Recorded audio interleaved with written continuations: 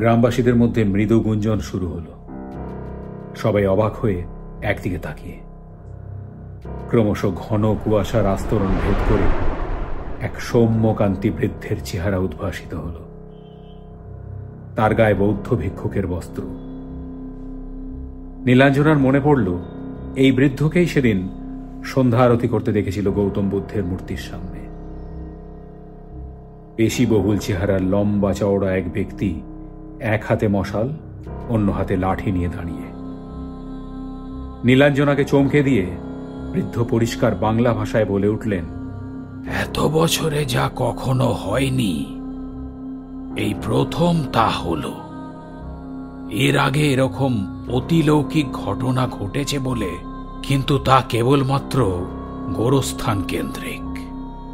তোমার বান্ধবীকে বারণ করা সত্ত্বেও সে আজ ওখানে গিয়েছিল। এবার তুমি আমাকে মনে করে বলো, গোরস্থান থেকে সে এমন কোন জিনিস নিয়ে এসেছিল যার ফলে সেই অশুভ শক্তি বাইরে আসতে পেরেছে আজ? নীলাঞ্জনা অনেক চেষ্টা করেও কিছুই মনে করতে পারল না। কারণ সত্যি তো, অনন্যার হাতে গোরস্থান থেকে আনা কোনো জিনিসই ছিল না। প্রভুজি খুব চিন্তিত হয়ে বললেন, এই অশুভ আত্মা দীর্ঘদিন ধরে ওই গোরস্থান সংলগ্ন অঞ্চলে রয়েছে।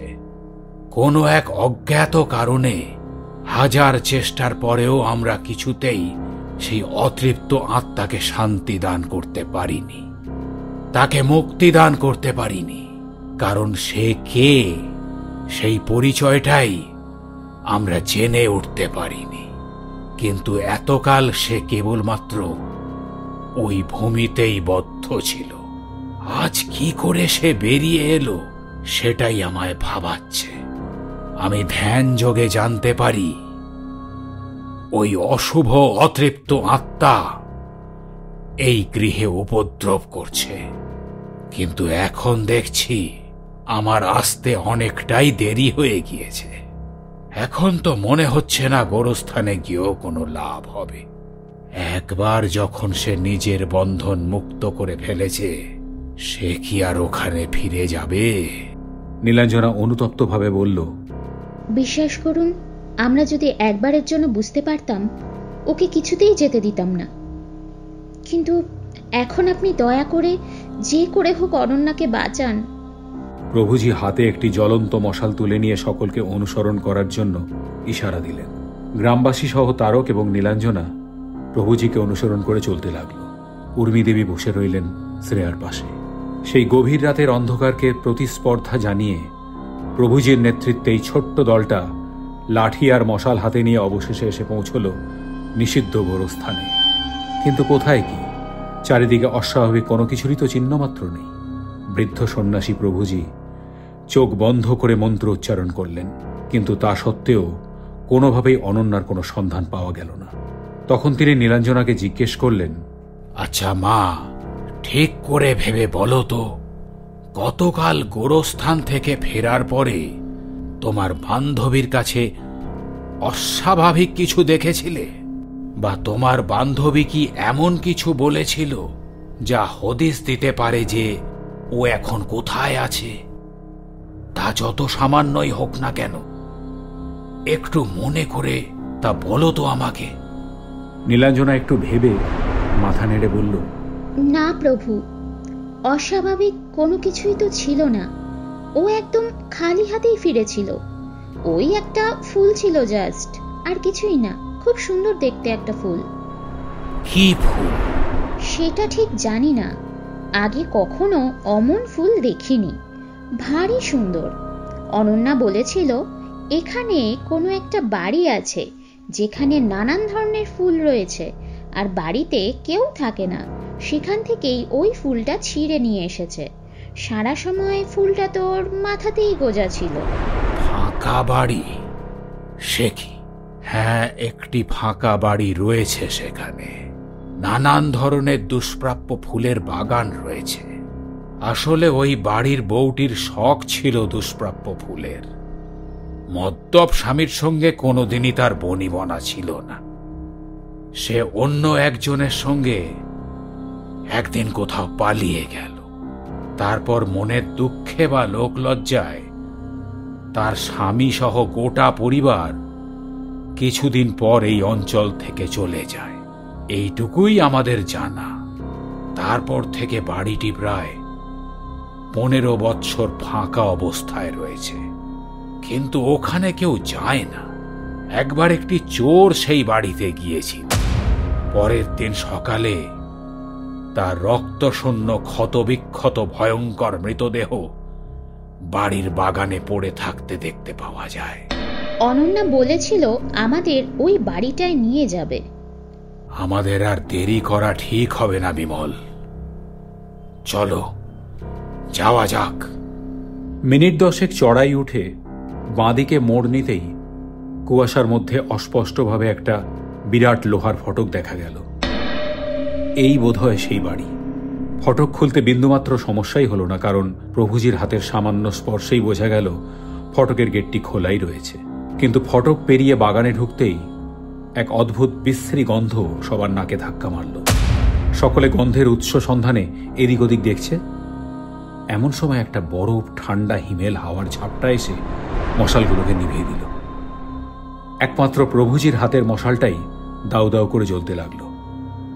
আর সেই আলোয় মনে হলো একটা আবছায়া 4 পায়ে হামাগুড়ি দিয়ে বাগানের এক প্রান্ত থেকে অন্য প্রান্তে চলে গেল অতি দ্রুত।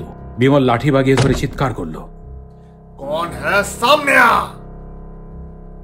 উত্তরে বাতাস কাটিয়ে একটা পৌষাচিক খলখলে হাসি ছড়িয়ে পড়ল। একটা হাড় হিম করা চিৎকার দিয়ে সেই নারকীয় অবয়ব কয়েক লাফে বাড়ির কার্নিশে উঠে উবু হয়ে বসল। এবার পরিষ্কার দেখা গেল খোলা চুলে অনন্যা বসে আছে।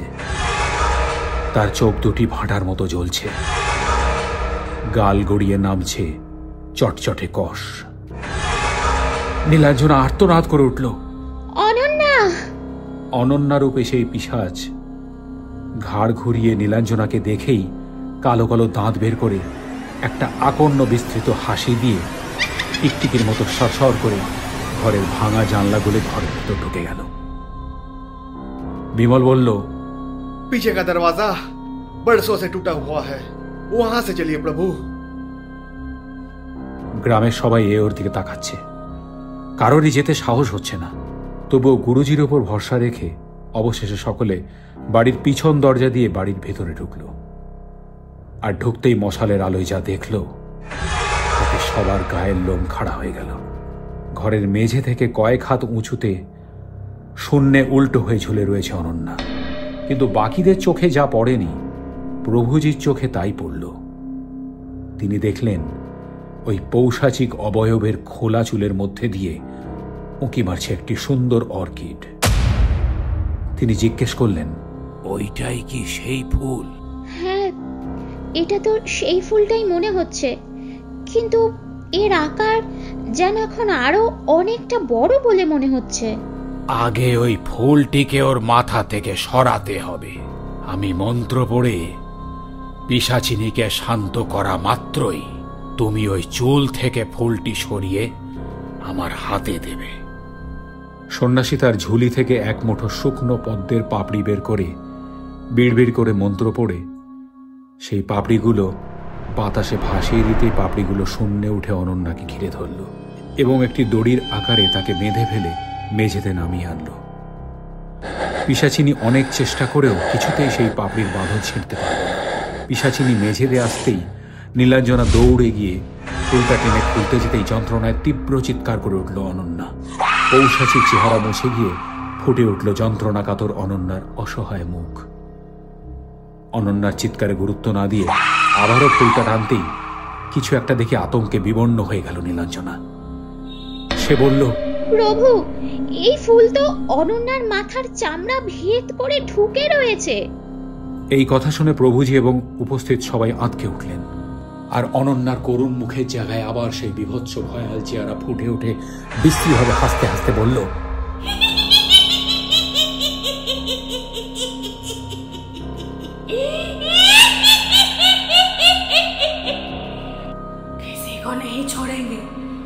किसी को नहीं छोड़ेंगे।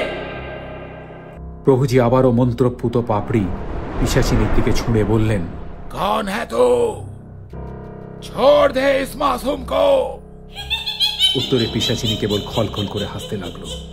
ঠিক এই সময় প্রভুজির কি মনে হতেই তিনি নিচু স্বরে বিমলকে কিছু একটা নির্দেশ দিতেই বিমল সম্মতিসূচক আরেকটা মশাল জ্বালিয়ে বেরিয়ে গেল এবং মিনিট দুয়েকের মধ্যেই হাসি মুখে ফিরে এসে জানালো, प्रभु जी हाँ আমি ওই ফুলের গাছ পেয়ে গেছি, आप चलिए मेरे साथ। বিমলের কথা শেষ হওয়ার সাথে সাথেই অনন্যারূপী সেই পিশাচিনী তীক্ষ্ণ চিৎকার করে উঠল। নিজেকে ছাড়ানোর আপ্রাণ চেষ্টা ব্যর্থ হতেই বাঘের মতো হিংস্র গর্জন করে বলতে লাগলো, छूना मत, छूना मत, उसे छूना मत। ঈষৎ হেসে প্রভুজি কয়েকজনকে নিয়ে বাগানের ডান দিকের কোণে থাকা অর্কিড লতাটির কাছে উপস্থিত হলেন। লতাটি স্পর্শ করতেই কি যেন টের পেলেন, বললেন, এই জায়গার মাটি সরাও তো। শোনামাত্র সকলেই শাবল দিয়ে জায়গাটি খুঁড়তে আরম্ভ করল।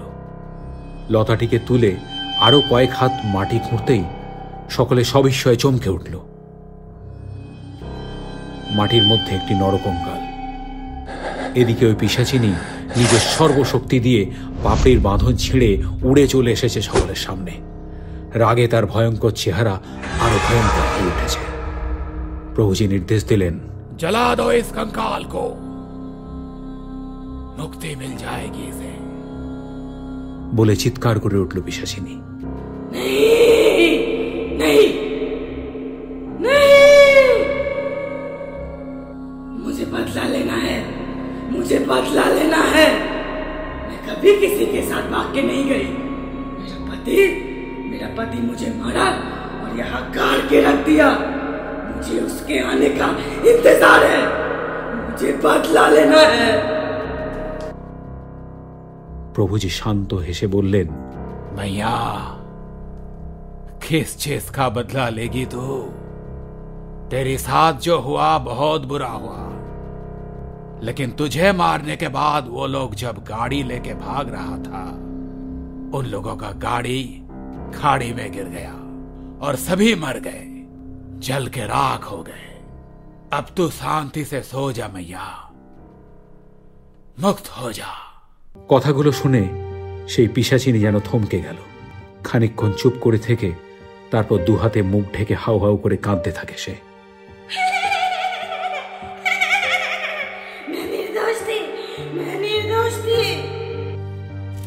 বিমল কঙ্কালে আগুন দেবার সাথে সাথে অনন্যার শরীর থেকে একটা কালো ধোঁয়ার কুণ্ডলী পাক খেয়ে বেরিয়ে গেল। অনন্যার মাথা থেকে ফুলটা আপনি আপনি খসে পড়ে গেল আর ওর অচেতন শরীরটা মাটিতে লুটিয়ে পড়ল। পরদিন সকালে হোমস্টেতে শ্রেয়া গলায় ব্যান্ডেজ বাঁধা অবস্থায় শুয়ে আছে। অনন্যা আর নীলাঞ্জনা বিছানার পাশে বসে।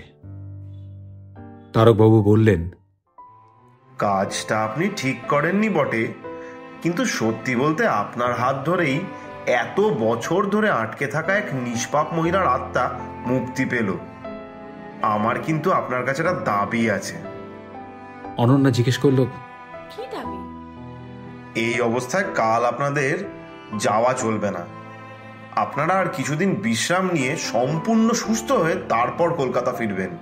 গ্রামের এত বড় একটা উপকার করলেন আপনি, তাই এই কদিনের থাকা খাওয়া আমার তরফ থেকে। নীলাঞ্জনা, শ্রেয়া, অনন্যা পরস্পরের দিকে তাকালো। ওদের সবার মুখে আনন্দের হাসি ঝিলিক মারছে।